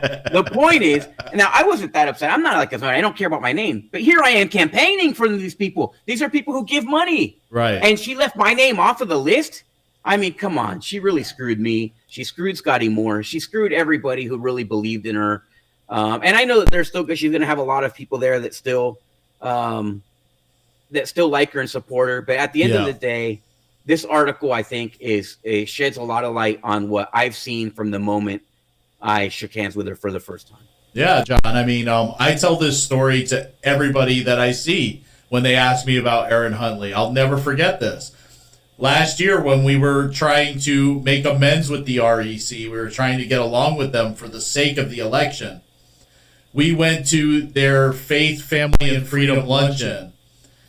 Evan Power and Aaron Huntley were there, and I can tell you this, you couldn't separate those two for anything. They were stuck together like glue. So when people say that, they say that there was eyewitnesses that say that her and Bill Helmick were inseparable, I believe it, because I saw her with Evan Power with my own two eyes. You know, Jim Trout was there. He was the only Republican candidate running for supervisor of elections. And his wife, Cindy, was out there with a sign trying to get people to take pictures with the sign that they support Jim Trout. And everybody did in the room. Nobody had no problem with that. The only two people who had a problem with it were Evan Power and Aaron Huntley. They refused to take a picture with that sign. I'll never forget that. And that is what set the tone for my feelings on Aaron Huntley and what I thought about her. I saw that. I mean, I was there at that same dinner, and I couldn't believe that she wouldn't do that. That even took me by surprise. The fact that, here's the thing, Jim is such a great guy. That family, the Troutses in general, are such good Republicans. He's such a great guy. He was such a great candidate. You're talking about people who serve their country, people who really just serve their community. They don't have to. They could just go on with their own business. No, but they sacrifice so much. They're real leaders in the community. And to get rebuffed by the GOP chairwoman, I mean, it was just super gross. Now, by that time, I had already made up my mind on her, so it didn't impact. I couldn't like her any less. But nonetheless, it just shows this is a good guy. And he was the only Republican. There was no excuse to treat him that way. And Republicans who do, she just thinks she's too good. And it makes you wonder, like, when you're running for a seat like that, you're the only Republican, and you've got two leaders within the party that are refusing to take a picture with you. The leaders, right? I mean, essentially, Osceola County acts as if they're a suburb of Orange, and then you have the leader of the entire Florida Republican Party. I mean, and they don't encourage you. What they do is they shoot you down. Yeah. Garbage, straight hot garbage. I mean, I've said that. Evan Powers looks like hot garbage, but Aaron Huntley, she acts like it. She acts like she wants to be part of the cool kids club so bad. It's so obvious. It's somebody who tries so hard, and just not a big fan. Thankfully we have a challenger to her. She's going to have a primary, and it's going to be Mr. Lee Steinhauser, who has filed to run against her, and ultimately to run against what's his name, Leonard Spencer there. So yeah, I've met him. Get to know more about him. Yeah, I've met him before. I think he was a young Republican way back in Orange County a long time ago, and he's part of like the old school, I think our age type of guy who was involved in politics. And I've not heard anything bad about him. I don't know him super well. I've just met him, and seems like a good guy. But by all accounts, here's the thing: you have two people, both which may have connections to the establishment. One, which is has been really damaging to the party as a leader. It doesn't leave a lot of question about who to support, really. So we'll meet him. We'll meet him because anytime. Listen, and this is to everybody who's watching, anybody who ever watches the show. Anytime you remove somebody who's a leader, they learn a lesson. They get more scared to behave the way that they do. Aaron Huntley needs to be humbled 100%. Yeah, 100%. She needs to be humbled because she has been acting without any humility whatsoever.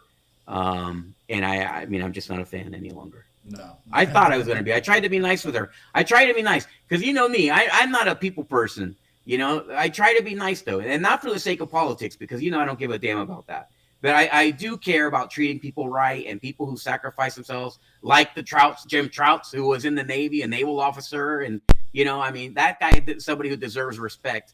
But I mean, I don't know, Aaron Huntley. No.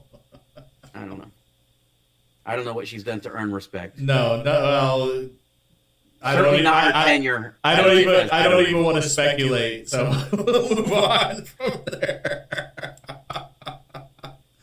All right. So our friend Anthony Sabatini, he is proposing how to combat illegal immigration over there in Lake County. You know, he's a Lake County commissioner right now. So let's take a look at this. If they don't block me with a paywall here.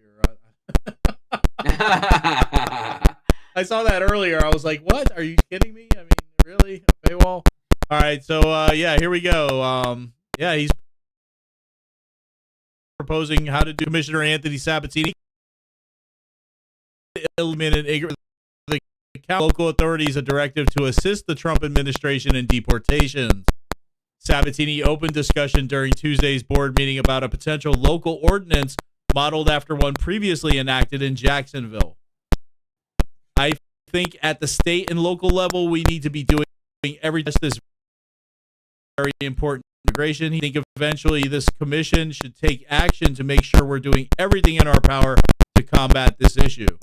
The Jacksonville ordinance is on hold, however, as it was based on a new Florida law that a federal judge on April 4th issued a temporary restraining order against, saying it was likely unconstitutional.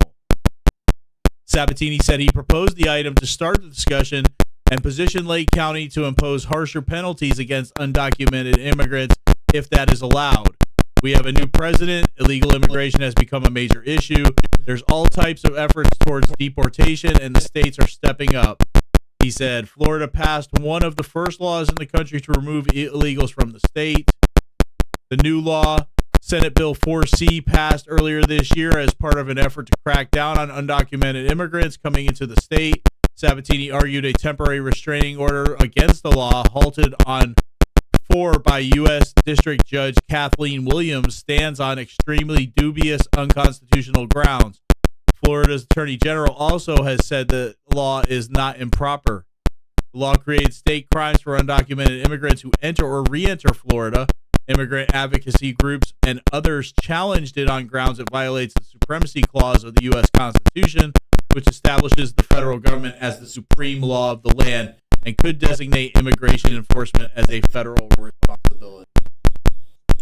So I'll just leave it at that. You know, I like Anthony Sabatini for many reasons, but one big reason is that he's not afraid to have the discussion in the public arena, right? Which is where it belongs. The politicians like to have these conversations in dark rooms. That way they can find out what the problem is worth to the lobbyist who bankrolls their elections, right? So they want to have the problem in dark rooms. They want to have the discussion in dark rooms. How do I vote? Well, this is big XYZ industry, and they'll pay $1 million to get you reelected if you lean this way and whatever. That happens. It is exaggeration. You know, I simplify it basically for the show, but that's essentially what happens. Anthony Sabatini is like, you know what? Let's have the policy discussion in public and then discuss. He's not saying, hey, this is what we should do. He might. He's a lawyer. He could, right? But he doesn't. He just says, let's have the discussion in public. What can Lake County do? My opinion is money. Money talks in the United States. So if I were a county commissioner, if I were a commission, if I were a body, if I were the mayor of a county, I would say, well, can we make this a financial issue with immigration? So if you have any kind of illegal labor, or if you're responsible for attracting illegal labor, or you're responsible for attracting illegal commerce or anything like that, then you can fine, right? Yeah. And that to me is an important way. So if you, let's say that you have there's a construction company, you know that they have 80% illegal workforce, then you increase impact fees. Impact fee credits. If you have one illegal alien on your workforce, you get 0 impact credits for your projects, no matter what the circumstances, until you get rid of all your illegal workforce. That talks. That prevents an industry that is known for it. If you have an agriculture business and you hire illegal aliens, then you have to pay a different tax for property tax, right? And you know, there's a way to go about it that isn't necessarily, and that has nothing to do with what the federal law deals with. So there's no supremacy conflict. You know, the only way we could get that to work, John, though, is if we stop electing rich agricultural guys to these high-powered positions. You know, we got Wilton Simpson, we got Ben Albritton. I mean, yeah. I mean, here's the thing: you can't. And let me say this, okay? I'm gonna have to. I got to disclose the truth. I'm a big pro-agriculture person. Yeah. I'm a Jeffersonian, right? I have a lot of Jeffersonian beliefs. I believe agriculture should have primacy. I think agriculture should be one of the biggest industries in our country, right? And I think that we need to promote agriculture as much as possible. And I'm also pro rights, property rights, right? So I think you should be allowed to do whatever you want with your property. That's me. Now, the problem is when what your ideas encroach on the ability to pursue happiness for everybody else, right? I mean, then that creates a problem, in my opinion. So pollution, don't pollute the earth. Okay, fine, right? Like, don't build a giant apartment complex next to my house in my backyard so that I have people looking into my windows. Okay, you know, something like that, right? That's the St. Cloud issues. Yes, yeah, absolutely. And Osceola problem.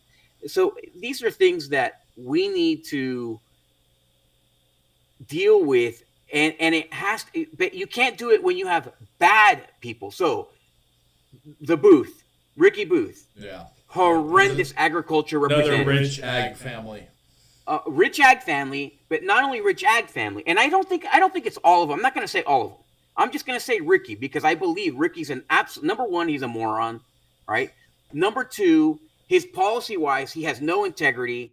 He's a straight up conniving, you know, just imbecilistic type of behaviors. You know, I mean, and he's a terrible representative on the face for agriculture. Yeah. Then in terms of policy, he'll sell everybody out for his own good. So that's not the type of people that you want.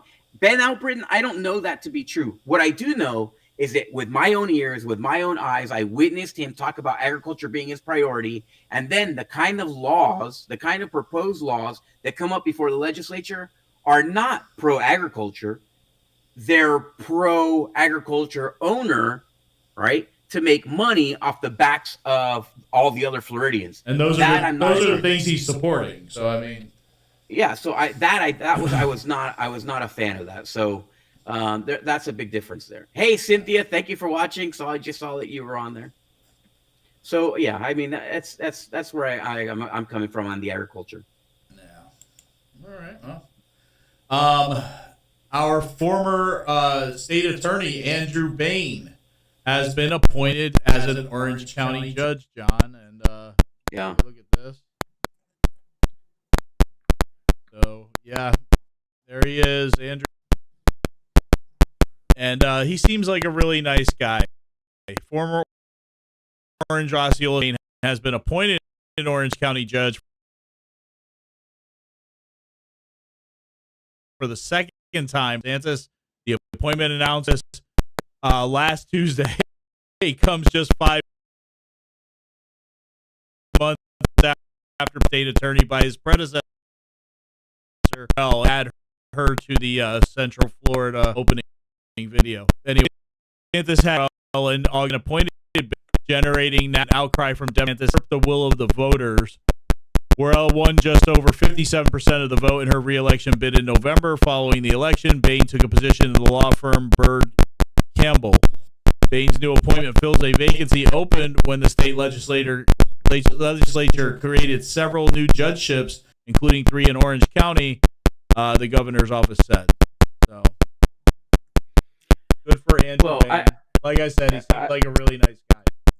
Yeah, I'm sure he's going to be a good judge. He's going to end up on the Supreme Court or something. It all depends. I mean, this was a big reward for him. He got Cynthia says he got a raw deal. I'm looking at the chats now. That he got a raw deal. He did get a raw deal. The raw deal was that the state tried to finagle this election instead of just going at it, you know, in a more open, transparent way. Yeah. And what they did with Tom Fighter was a huge distraction. And then, I mean, that was dumb and unnecessary. That's saying that you don't have confidence in your candidate. I think that they should have had confidence in Bain. You can't. It's so hard to win as an MPA, man. It doesn't matter. You just don't do that. I know that they tried to make it one-on-one. They tried to get, I guess, the other guy to Seth to drop out in advance, and it was all planned, I guess, and whatever.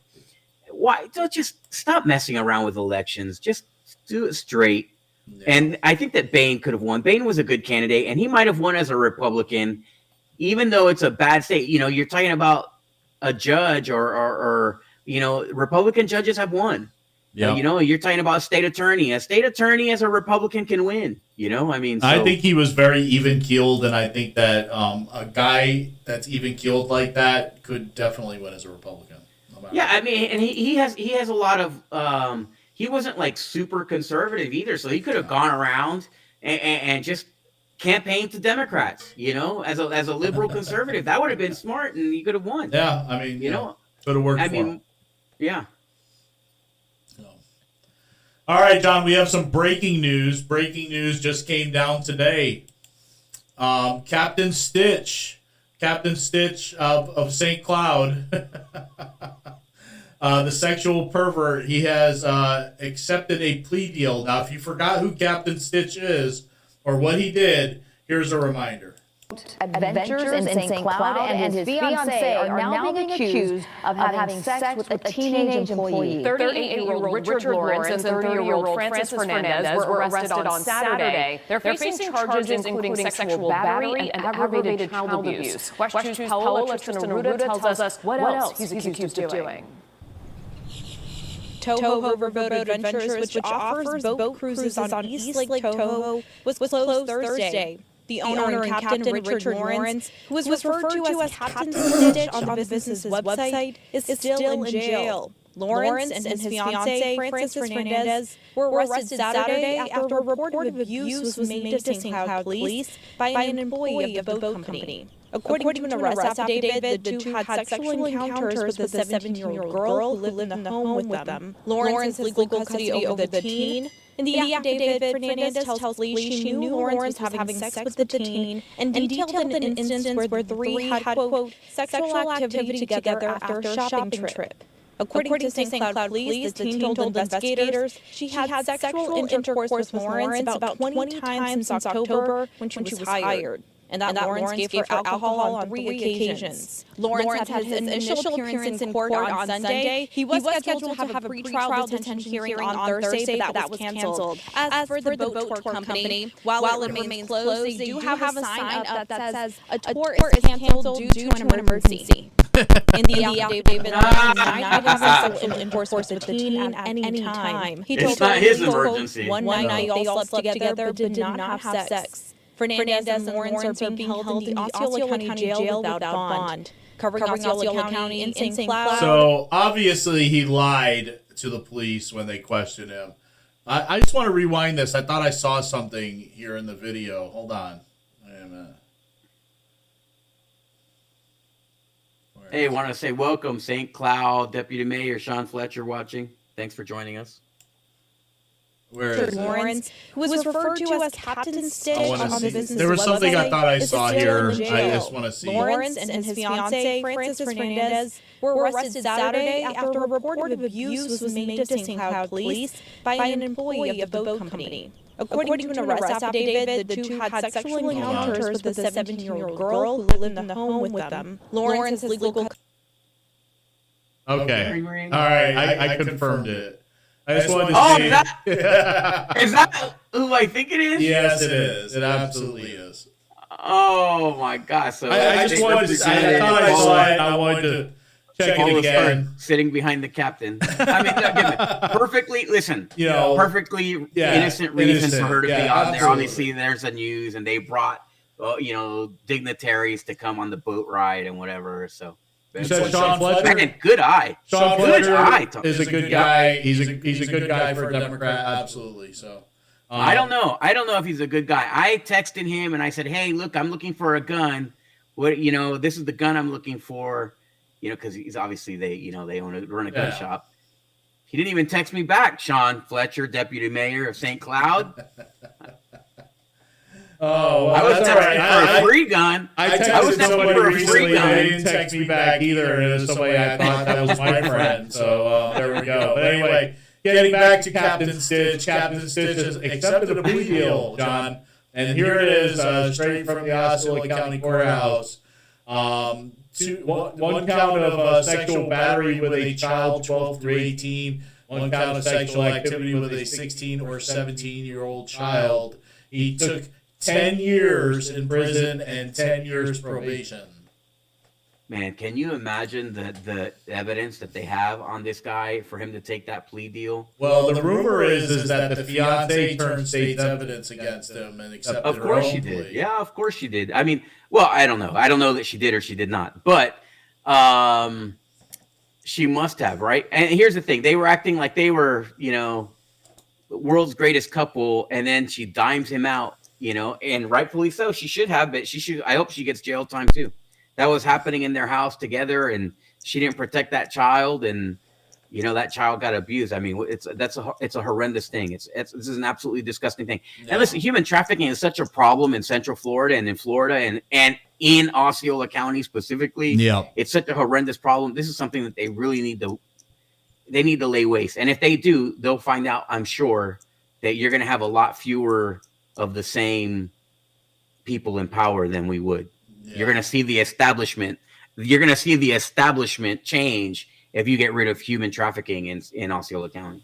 Yeah, I'll tell you this, John. I'm still curious how Captain Stitch got custody of this teenager. I don't even understand that, because Captain Stitch had a criminal record prior to this, so it wasn't like I'm still wondering how he was a saint or anything. Yeah, no kidding, right? But I'm still wondering how there was a murderer, as the director of a church, of some aspect of a church operations at Cornerstone. Yeah. And how a boat is over, the boat of a pastor is parked over the body of a victim of murder. Yeah. I mean, I'm still wondering about those things. So nobody ever got to the bottom of that. But he is our citizen representative on the OUC board. So yeah, well, thank God for that. Thank God for that. God, it just gets stranger and stranger here, doesn't it? In Osceola County, it does. That's why we do. That's why we were doing a whole segment on Osceola County, because I guarantee you, as crazy as your counties are, if only you knew what was going on in Osceola County. But hey, the people here can still get endorsements from the governor. However, that makes sense. Yeah, I don't know anymore, though. I mean, let's see. The governor said he's going to start funding primary challengers to some of these people. I mean, against the people he put in office, that's where he needs to start. Yeah, I don't think he's going to, but like Erica Booth, get rid of Erica. Yeah, he should fund the primary against Erica Booth. Well, she's been voting lockstep with the House Republicans. So, I mean, she's going to do what she's told. She can't speak. No. She should go up there and she should claim that she is a handicapped person. She should claim that she's a deaf and mute. That's the only way she's passable as a state rep, because I guarantee you, I mean, Ricky Bobby married the only person that had a lower IQ than him, possibly. Oh my God. All right, let's get to this last segment. So St. Cloud enacted a new school zone speed camera type deal here, and it's been getting a lot of attention from residents. People are starting to talk about this and how it makes sense. Let's play the video. St. Cloud Police Chief Gerke is in the video explaining this thing.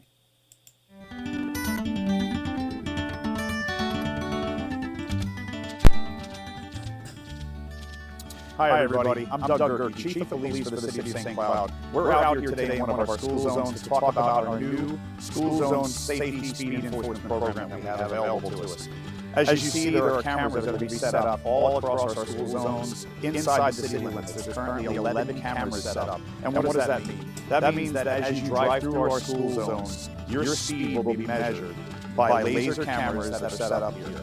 Right now, we're on our 30-day warning period. So what does that mean? That means if you get caught speeding through our school zone currently in our warning phase, it means that you're going to get something in the mail, a letter in the mail, explaining that you were speeding with your speed and a picture of your license plate to show your vehicle inside the school zone. It's super important to understand that these cameras will be operational during school hours, not just during our beacon times. It is very, very important you pay attention to our school speed zones.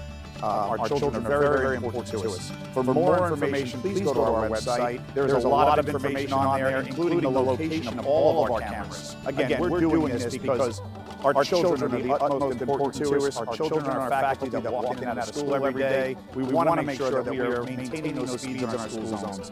Please pay attention when you're driving, especially when you see walkers present. Have a great day. All right, so before we talk about this, I just want to say I'm wondering about that Jamaican soundtrack. Yeah, I was going to say the Jamaican soundtrack. that music. It sounded like they hired the human beatbox. You know what I mean? And I'm just like, who chose that? I mean, the quality of the video is fine. Chief Gerke does a great job in the video, but he does. He's got that gun belt twitch though, He's like gun belt. Cops are always adjusting their gun belt, right? It's like all that heavy. He's twitching like he's got that gun belt twitch going. That music though, John. I mean, that was just that music. I don't know who chose that, but anyway, you know how I think you know how I feel about red light cameras, and this is basically a red light camera. It's going to be all day, or at least during school hours. Pick up, drop off, and no, it's all day. Yeah, all day. While school is in. While school is in. That's what didn't. I was like, that doesn't make a lot of. Why? So I get it. Here's the thing. Osceola has such bad traffic because we have such dumb county commissioners and such dumb county commissioners. So our traffic is so bad that kids are getting hit all the time on the roads in Osceola County. People are dying on our roads all the time. So is this a sensible thing to do? Maybe the argument could surely be made. Yeah. That all day?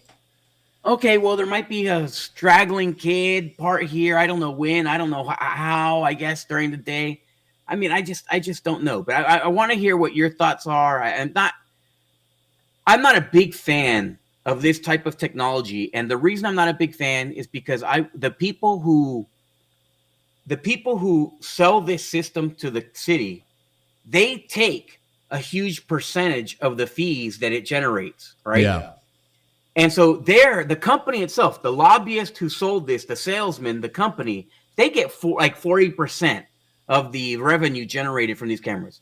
And then 60% is revenue to the city. And that's how they see it, as revenue for the city. And this, to me, is an improper way to generate revenue, right? You don't sell the water, the utility company that generates revenue in a good way for the city, and then put up cameras, speed traps that generate revenue that way. It's trading like good for bad, right? A good way, an honest way for an dishonest way.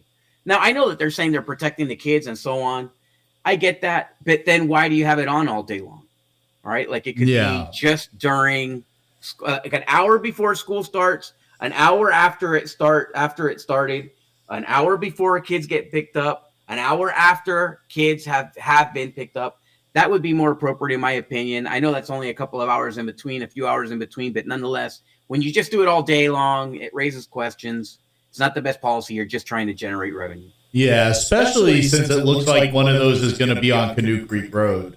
And that's going to be a huge problem for a lot of people. Canoe Creek Road is already a huge traffic headache. And imagine that half the day is going to be at 15 or 25 miles per hour. I mean, that's not going to work out good. Not to mention the fact that I hate red light cameras. I don't believe in them. I think they're bull crap. But I understand why they would want to do something, because I've seen it firsthand. I've seen it myself. I've seen, people speeding in these school zones. But during the day, during school hours, I don't know. I mean, kids should be in school. They shouldn't be out hanging around the school or walking across the street during the school. I mean, Where's the concern? It feels like a money grab. I'm not saying it is. I'm not beating this up too bad. I'm just saying it feels like a money grab. Yeah. I mean, it does. And I'm gonna have to look into how much these cameras cost the city of St. Cloud too. They cost nothing, I think, because they get put in for free, but on the return for the life of the camera, they're paying the company a portion and a large portion of the revenue generated. Yeah, the revenue. Yeah. All right. Yeah. So I mean, I don't know. They might pay. I mean, St. Cloud. We paid $20 million for a couple of streets that they couldn't, put two cobblestones together. But, so who knows? Maybe we did pay for it. And maybe we're giving them 80% of the revenue. You just never know what St. Cloud is doing. Yeah, you never know, especially now. So, yeah. Anyway. All right, John. So that's all we got for tonight. We went I think this is a record long show. We almost went 2 hours. Yeah, an hour and 52 minutes. No, I don't think that's a record. Could be. I don't know. Well, we had a great number of people watching. It kept growing. The number kept growing. I love to see that. So thank you guys for joining us. Cynthia, Julia, Jose, Deputy Mayor Fletcher. Thank you guys for watching, and everybody else who's watching who didn't pop up there while I was looking at it. Thank you guys for watching. We love you. We appreciate you.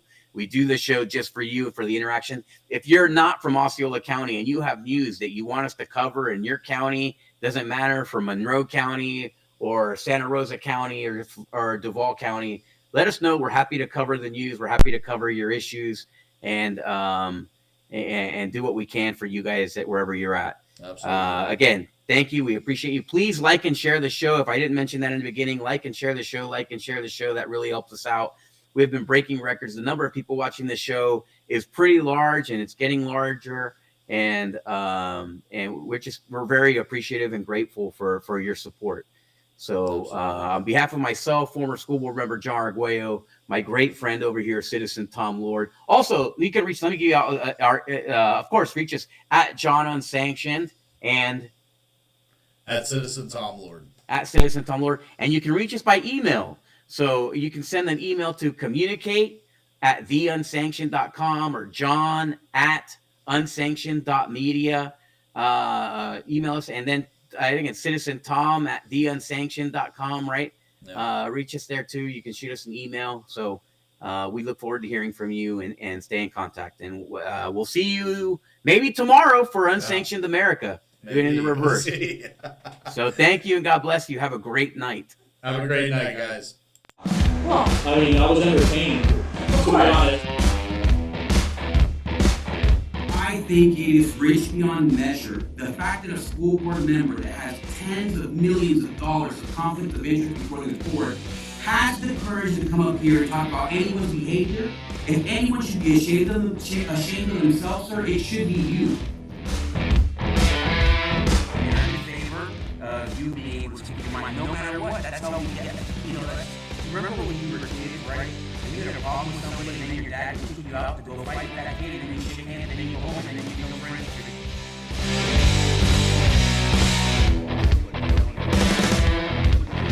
When they use it, they're trying to, take this word and give it a meaning that it doesn't have. Like our entire country needs to go through a fast. You see all of these new age things, right? They're constantly fasting, they're doing starvation diets, or they want to increase what it's called, some kind of interview. It's not just us, it's not just, fans of President Trump, Republican. We're not the